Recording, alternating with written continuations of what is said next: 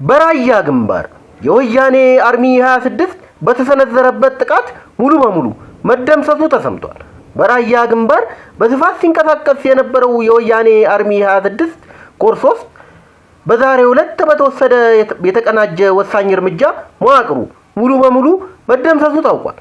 ከስፍራው የደረሱ የዜና ምንጮች እንደሚያረጋግጡት በአርሚ 26 ኮር 3 ስር ተሰልፈው የነበሩ የሞርታር አባላትና ተኳሾች በተወሰደባቸው ድንገተኛ ጥቃት ሙሉ በሙሉ ተደምስሰዋል።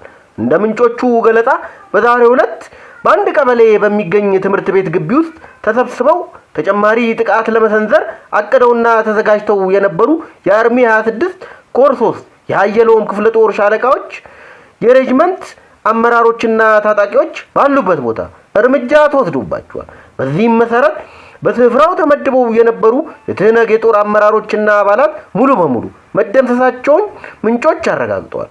በግንባሩ በተካሄደው በዚህ ከፍተኛ የድምሰሳ እርምጃ ምክንያት ቀደም ሲል በቦታው ይንቀሳቀስ የነበረው የትህነግ አርሚ 26 ከዛሬ ጠዋት ጀምሮ ሙሉ በሙሉ ከጥቅም ውጭ መሆኑም ተሰምቷል። በሌላ ዜና የወያኔ አርሚ 26 በራያና በአካባቢው እገታ፣ ግድያና የሰብአዊ መብቶች ጥሰቶችን መፈጸሙ ተሰማ። በትግራይ ክልል በነበረው የፖለቲካ ውጥረት ወቅት አርሚ 26 በሚል መጠሪያ የሚታወቀው የታጠቀ ቡድን በራያና አካባቢው በሚገኙ ወጣቶችና የመንግስት አመራሮች ላይ ሰፊ እገታ፣ ግድያና የሰብአዊ መብት ጥሰቶችን ሲፈጽም መቆየቱ ተሰምቷል። ቡድኑ በትህነግ የፖለቲካ መስመር ውስጥ በዶክተር ደብረጽዮን ገብረ ሚካኤል በሚመራው ስር በመደራጀት የጊዜያዊ አስተዳደሩን ስር ለማደናቀፍና የፖለቲካ ተጽዕኖውን በኃይል ለማረጋገጥ ሲንቀሳቀስ እንደነበርም ተሰምቷል። የጊዜያዊ አስተዳደሩ ፕሬዝዳንት የነበሩት አቶ ጌታቸው ረዳ በነበሩበት ወቅት የቡድኑ አባላት ይፋዊ መንግስት ቢሮዎችን በመስበር ማህተሞችን በኃይል በመቀማት ህጋዊ ስራዎችን በማደናቀፍ ህገወጥ እንቅስቃሴ ሲያደርጉ ቆይቷል ብሏል።